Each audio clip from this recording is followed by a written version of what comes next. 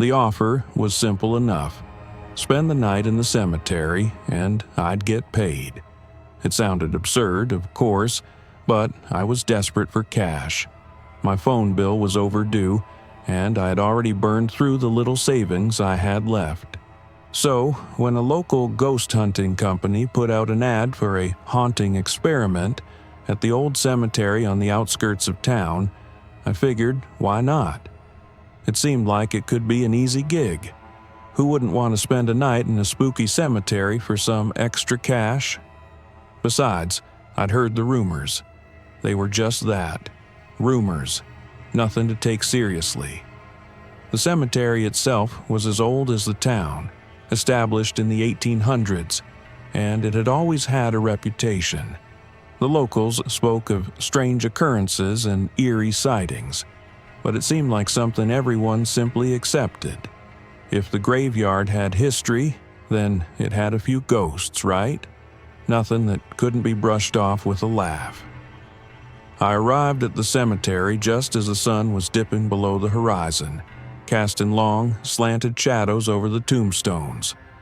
It was a place that looked untouched by time, its iron gates creaking open as if inviting me in. The air felt heavy, cool, and still. The smell of damp earth and decaying leaves filled the air. It wasn't an unpleasant smell, just one that seemed to belong to a place untouched by the modern world. The cemetery wasn't large, but it sprawled across a hill, its rows of crumbling stone markers arranged in neat, orderly lines. There was an unsettling stillness to the place, like it had been frozen in time. I couldn't help but feel a sense of unease settle in my chest as I walked through the gates. At the entrance, a man in his mid-30s greeted me. His name was Alan. He was the one running the ghost hunting experiment. Alan was dressed casually, but his eyes betrayed his nervousness, constantly darting around as though he was more concerned with the cemetery than he let on. Still, he was friendly enough. "We'll be monitoring you through cameras," he explained, showing me a few basic tools for ghost hunting, such as an EVP recorder, a few infrared thermometers, and a flashlight. "If you experience anything strange, just speak into the recorder. We'll be listening in." He smiled, but his grin didn't quite reach his eyes. "Just remember, if you get too scared, don't worry. We're here to help. But, you're really just here to see what happens.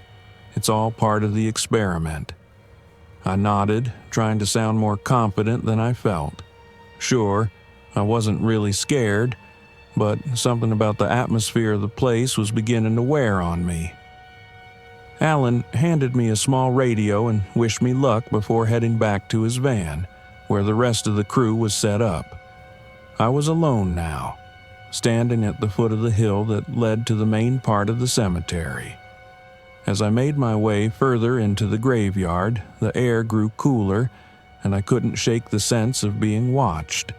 The tombstones, weathered by years of neglect, seemed to loom over me, their worn engravings barely visible in the fading light. I chose a small bench near the oldest part of the cemetery, sitting down and setting my equipment around me. The idea was simple. I was to stay in the cemetery for the night, documenting any strange activity. But the more I sat there, the more I began to feel a gnawing discomfort in my gut. The wind picked up, rustling through the branches of the ancient trees that surrounded the cemetery, and the shadows seemed to stretch longer with each passing minute. The world felt quieter, slower, as though the very atmosphere had thickened with time, as if the spirits of the dead had been waiting for someone to disturb their peace. As the night drew on, I set up my camera and began to record, half expecting nothing at all to happen. I checked the EVP recorder and fiddled with my phone for a few minutes, just trying to kill time. But the feeling of being watched was getting stronger by the minute. I couldn't shake it. The shadows didn't feel natural. It was almost as if they were alive, moving in ways that didn't align with the direction of the wind. I brushed it off as nerves. I had come here for a job, after all. But when the first cold gust of wind swept through the graveyard, I couldn't ignore the voice I heard next to me. Faint, but unmistakable. "Help me." It was a whisper, barely audible, but I heard it clearly, like a cold breath beside my ear. I turned quickly, expecting to find someone standing next to me, but there was no one. The air around me felt too still, too heavy, and the hairs on the back of my neck prickled with a sudden chill. Something was there. Something watching me from the shadows, and I couldn't shake the feeling that I was no longer alone. The night grew colder as I sat in the cemetery, the wind carrying a chill that seeped through my clothes and into my bones. I adjusted my jacket and checked my equipment again, though part of me was already beginning to wonder whether this entire experiment was just a waste of time. I tried to shake off the unease gnawing at the back of my mind. I was just tired from the drive and too focused on the spooky atmosphere of the place. Nothing was going to happen. But still, the air around me felt wrong. The usual sounds of the night, crickets, rustling leaves, had disappeared, replaced by an unnatural stillness.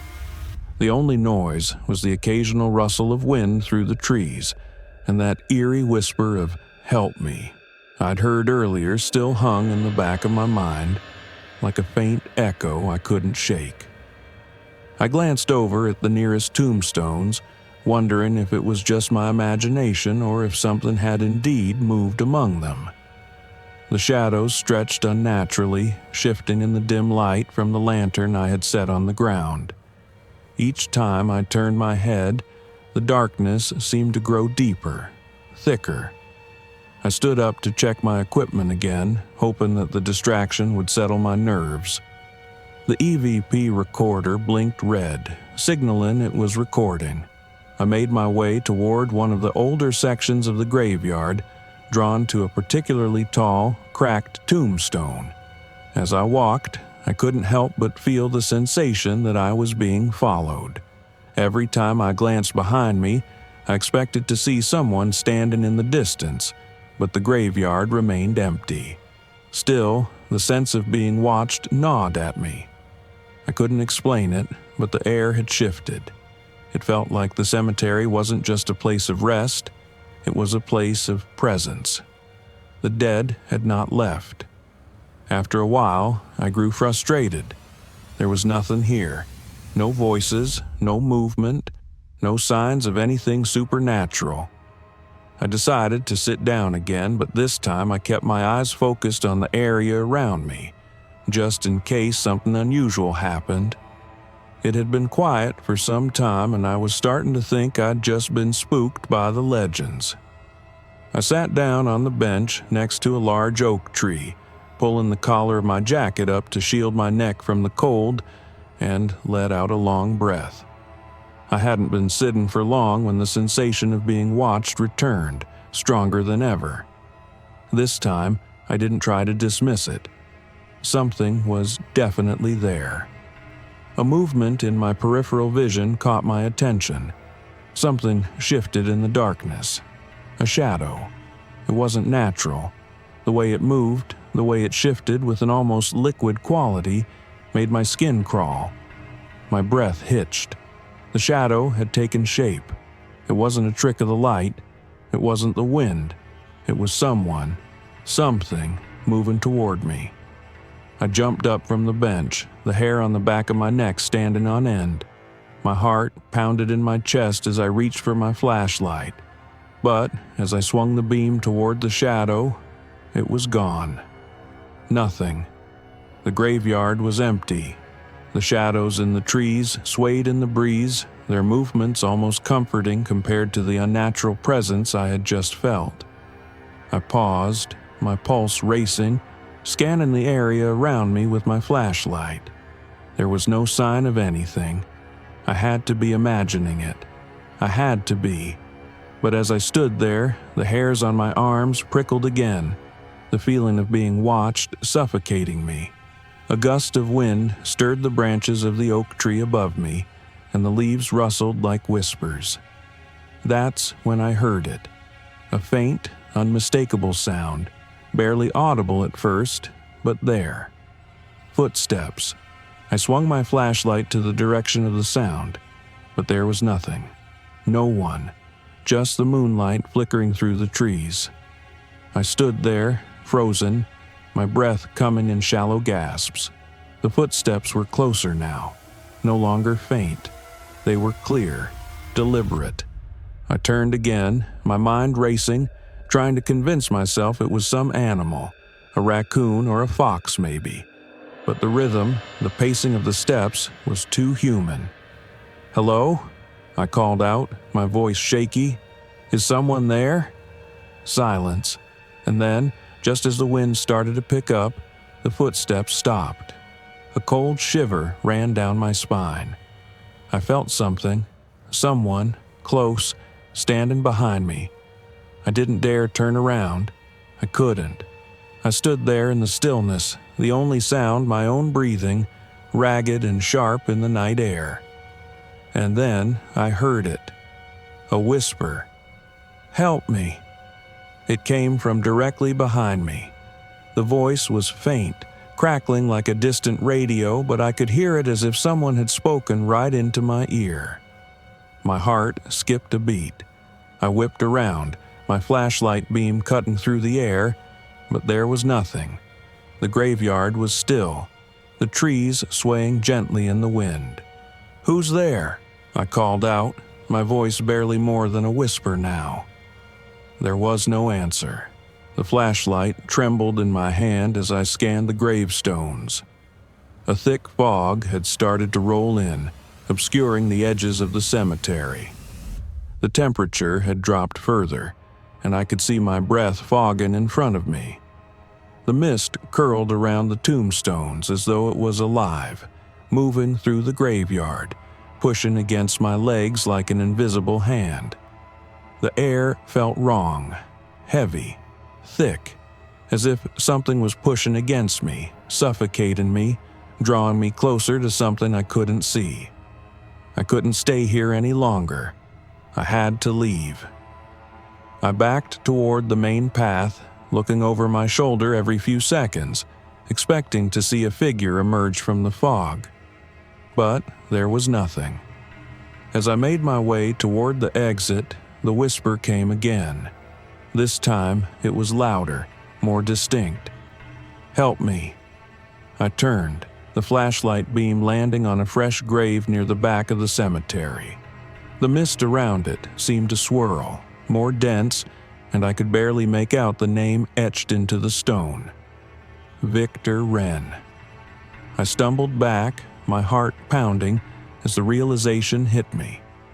The voice, the footsteps, the figure that had moved in the shadows, it wasn't a haunting.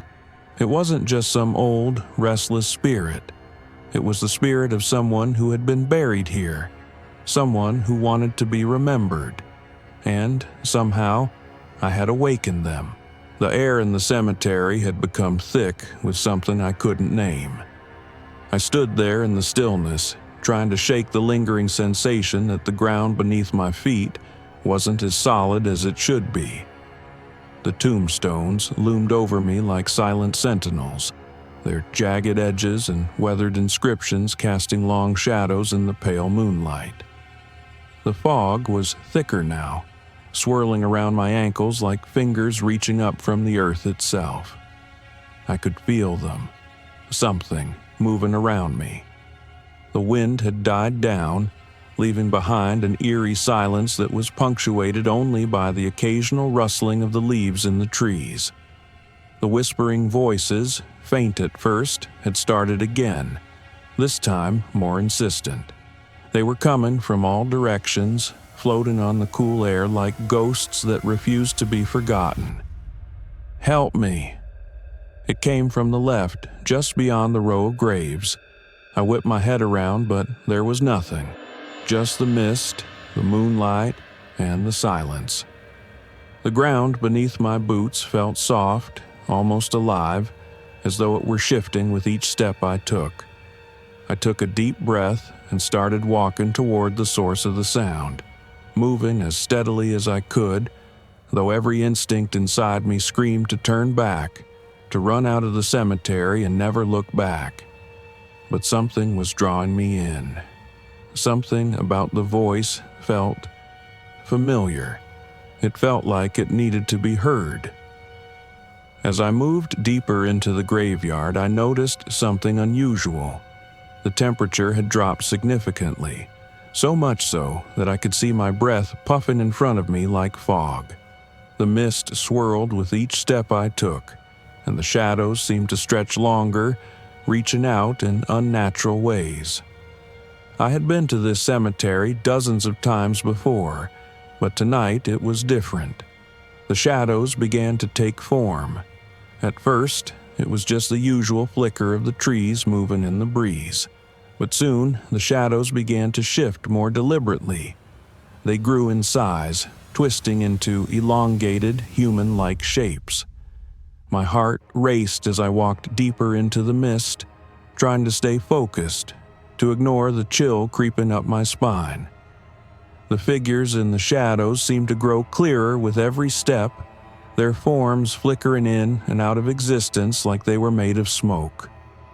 I stopped dead in my tracks when I saw a figure in the distance, standing near one of the larger mausoleums. It was tall, shrouded in the mist, but there was no mistaking the shape of it. It looked human, at least at first. As I watched, it started to move, but not like a person would. The figure swayed unnaturally, jerking in strange, stilted motions, like it was fighting to maintain some semblance of humanity. The sound of dragging footsteps followed it, faint but distinct.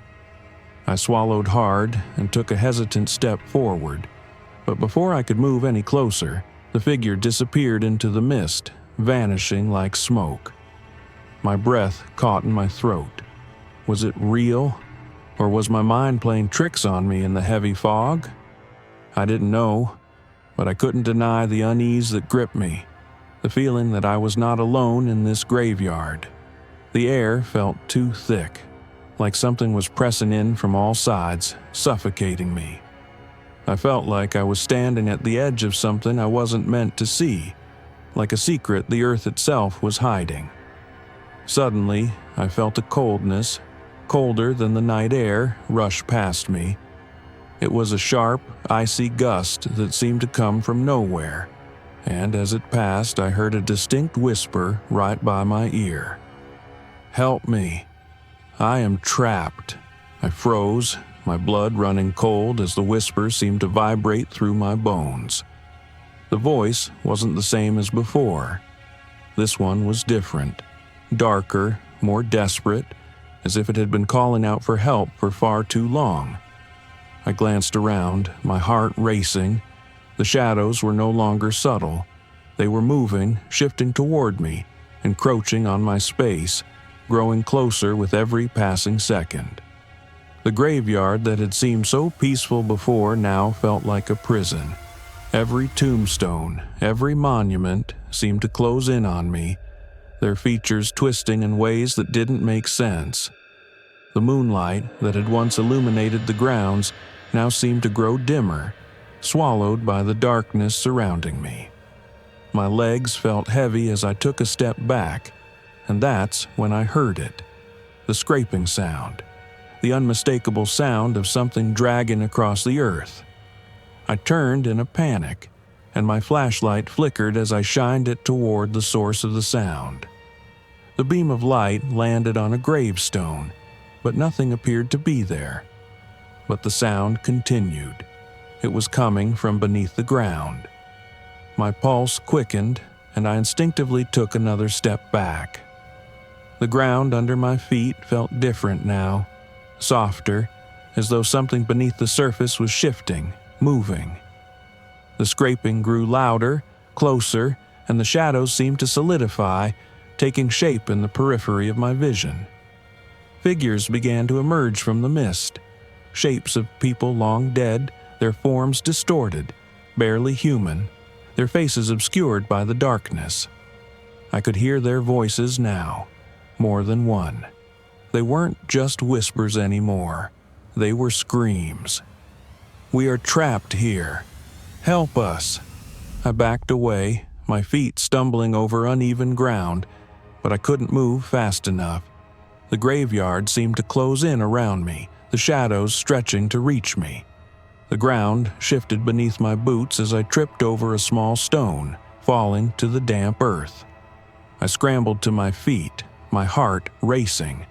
The shadows were getting closer now, filling the air with an overwhelming presence. I turned to run, but the figures were blocking my way, their bodies emerging from the ground, their faces twisted in agonizing expressions. And then I saw it. The open grave.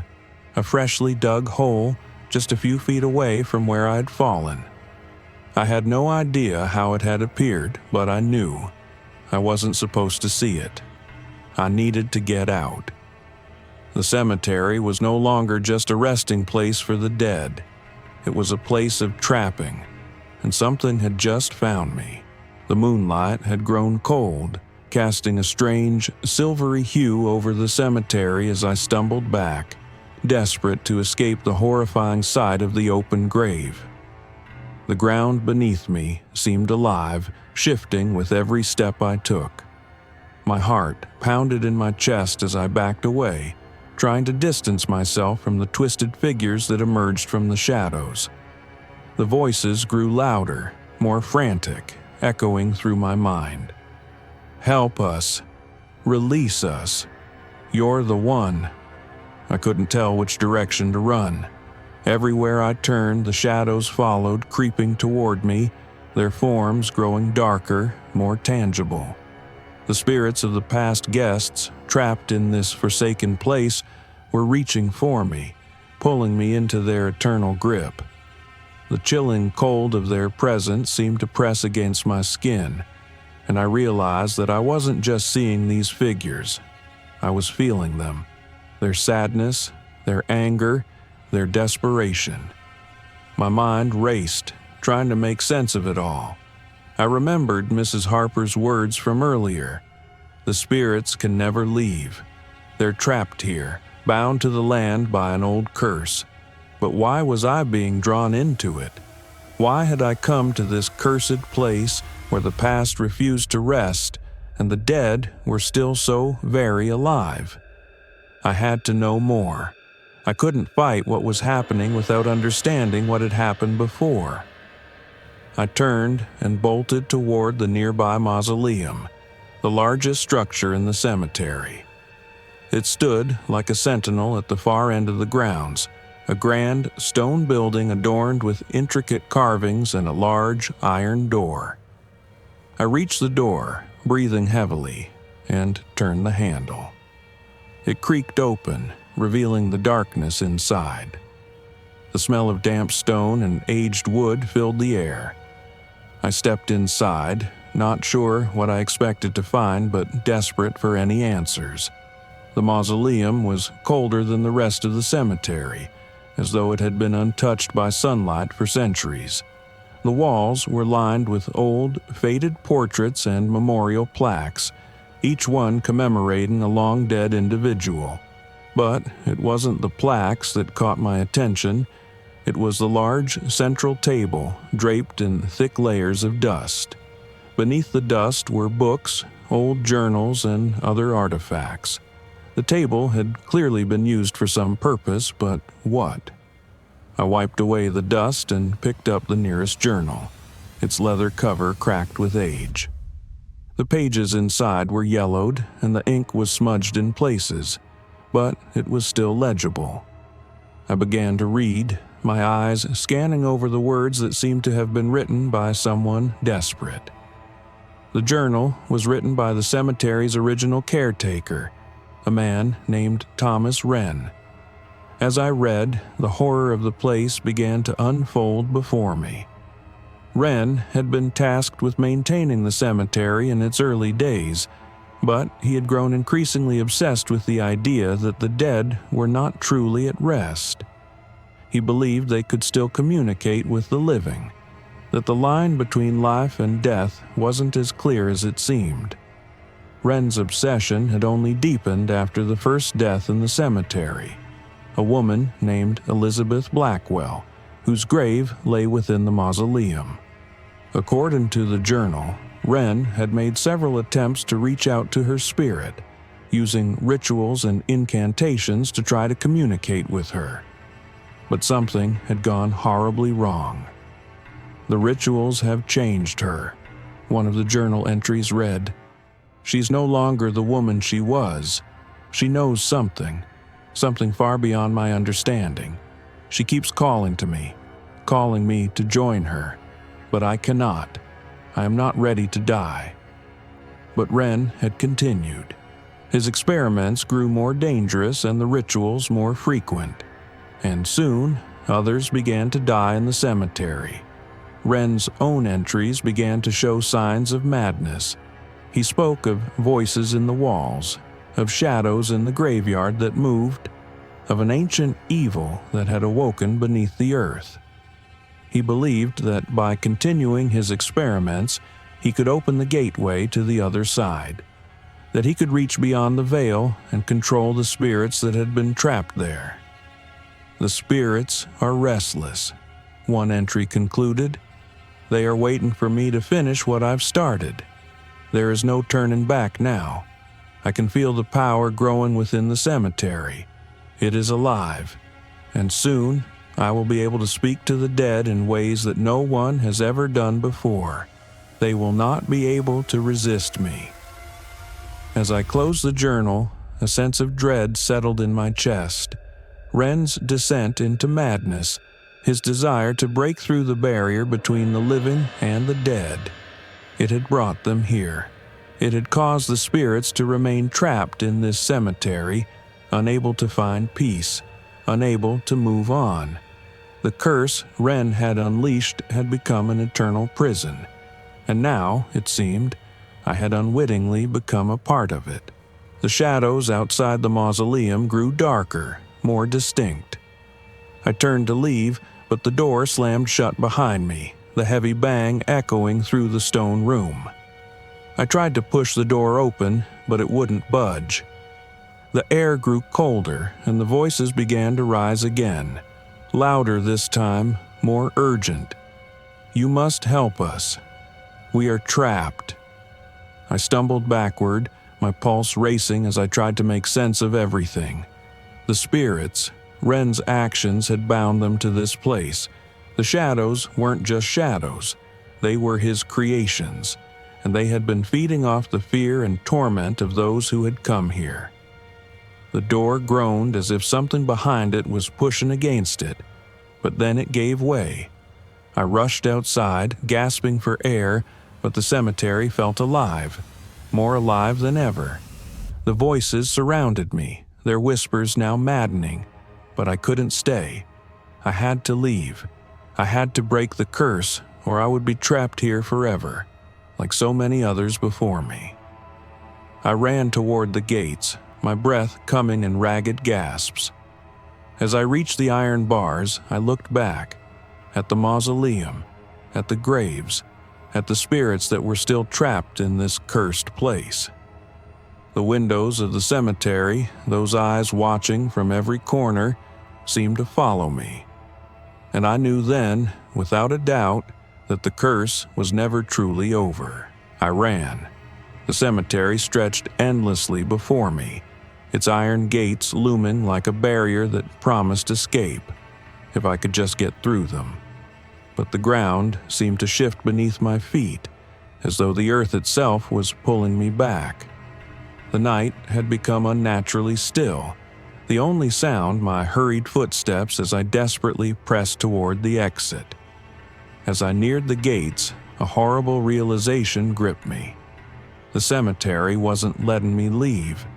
The air had grown dense with an unnatural cold, the kind of cold that clung to your skin and seeped deep into your bones.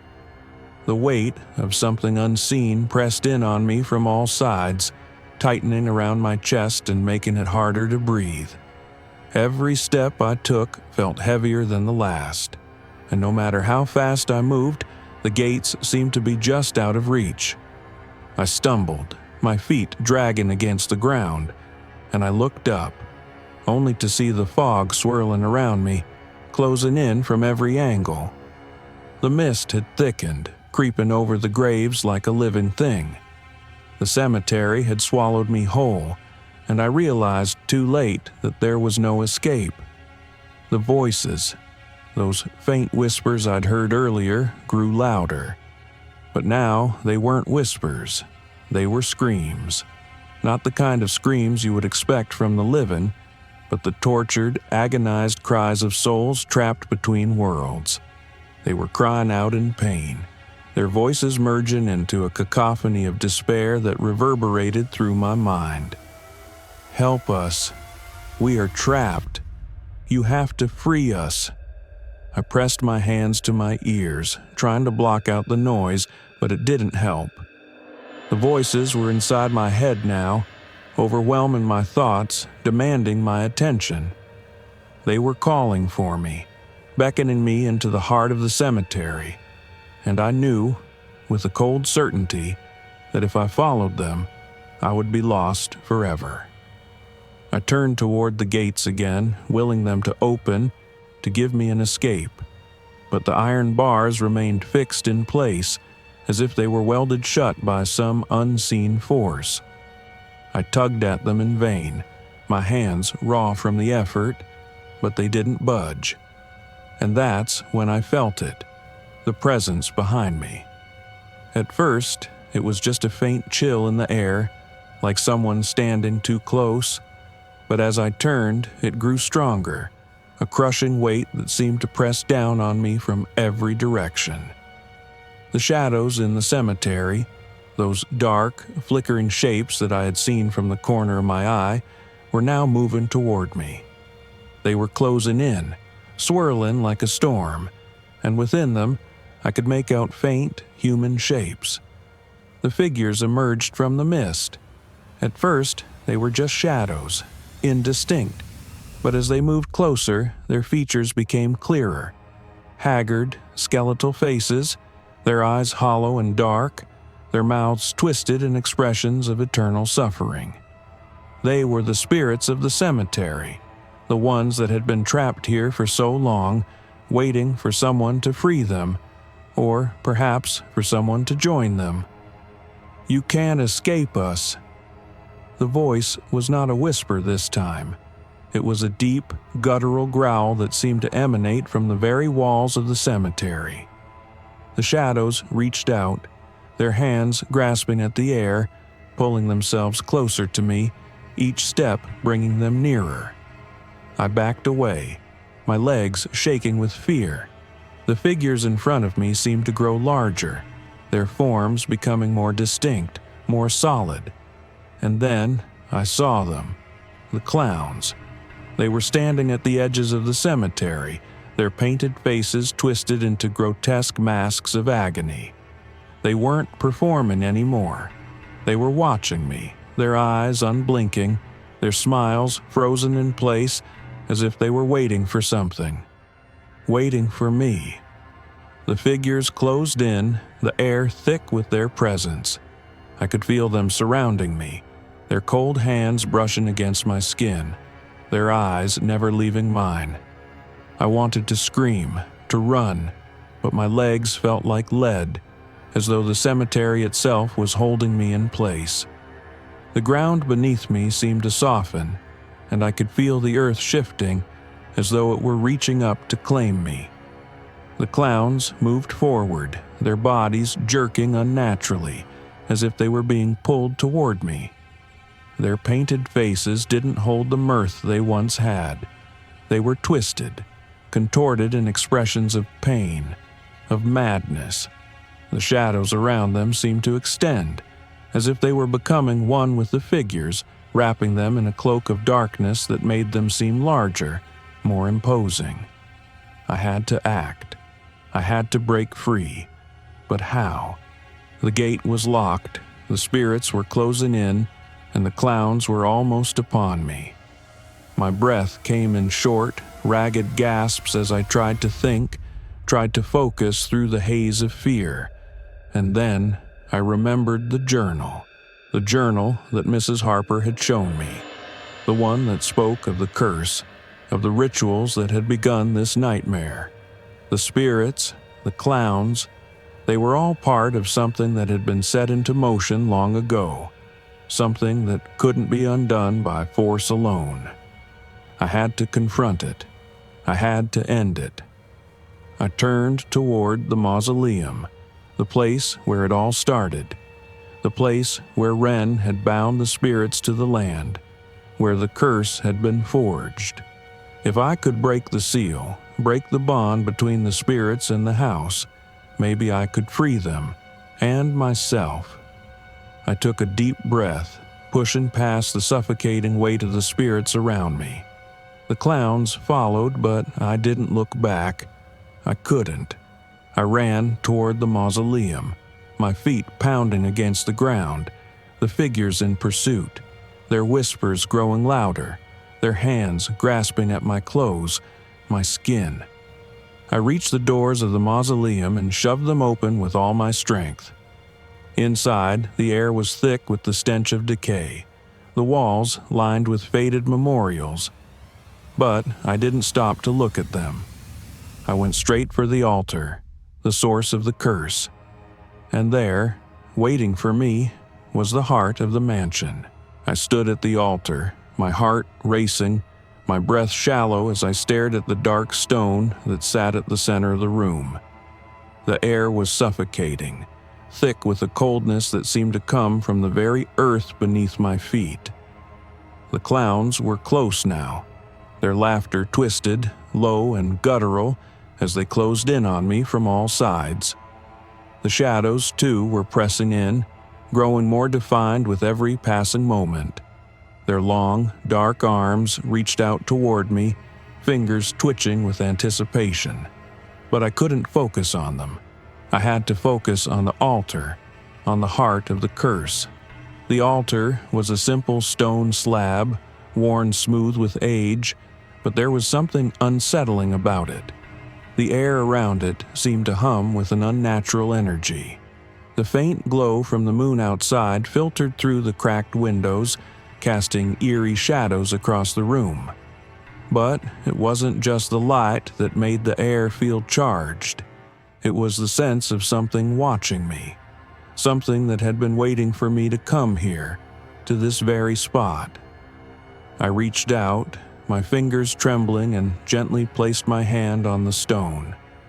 The moment I made contact, a jolt of electricity shot through me, and I gasped, stumbling backward. The room seemed to ripple, the shadows warping around me as if the very fabric of reality was starting to unravel. And then it spoke. "You come to finish it, haven't you?" The voice was low, deep, vibrating through the walls. It wasn't the ringmaster anymore, or the clowns. It was the mansion itself, the force that had been feeding off the spirits, off the fear, for so long. I could feel its presence surrounding me, pressing in from all directions. I gritted my teeth and stood my ground. I couldn't back down now.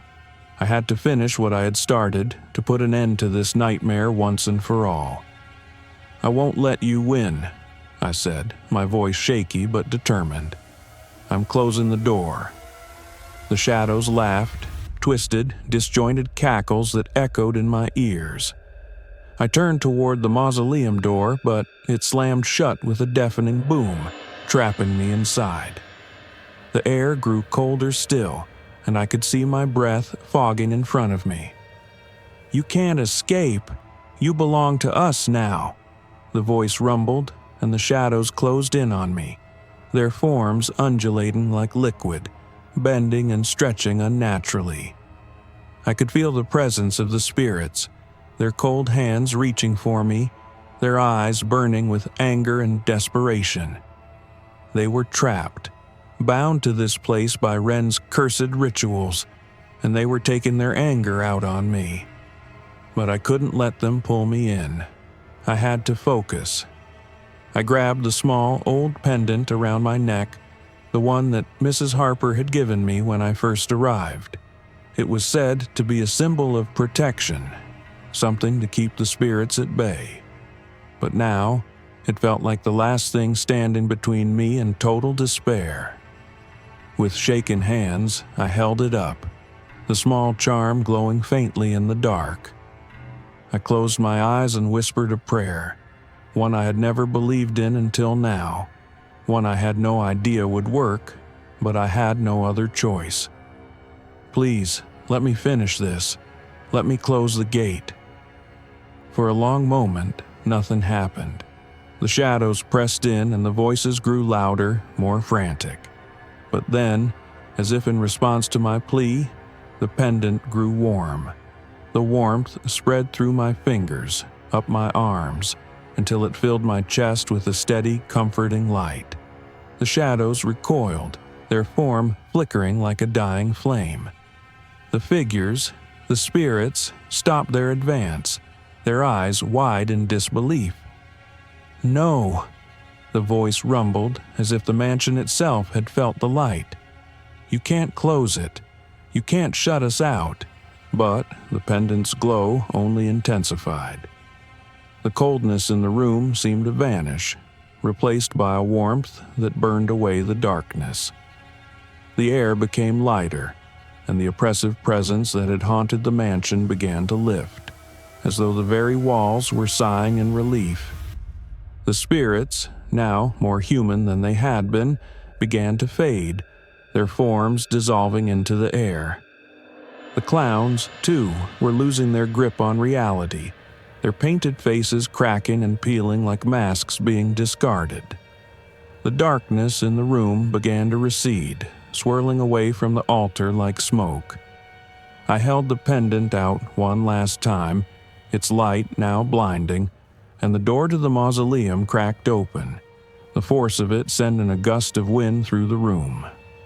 The last of the shadows disappeared, and the room fell silent. For the first time in what felt like forever, the air was clear. The oppressive weight was gone. The mansion had been quieted, its hold on me broken. The gate had closed.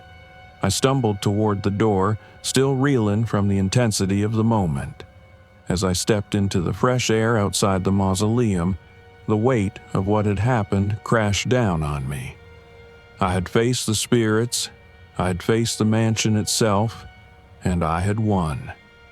But as I looked back one last time, I couldn't help but feel that it wasn't over.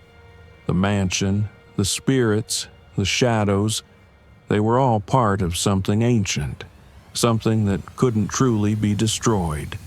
It would wait, lurking in the corners of the world until someone else would open the door again, and when they did, it would call to me.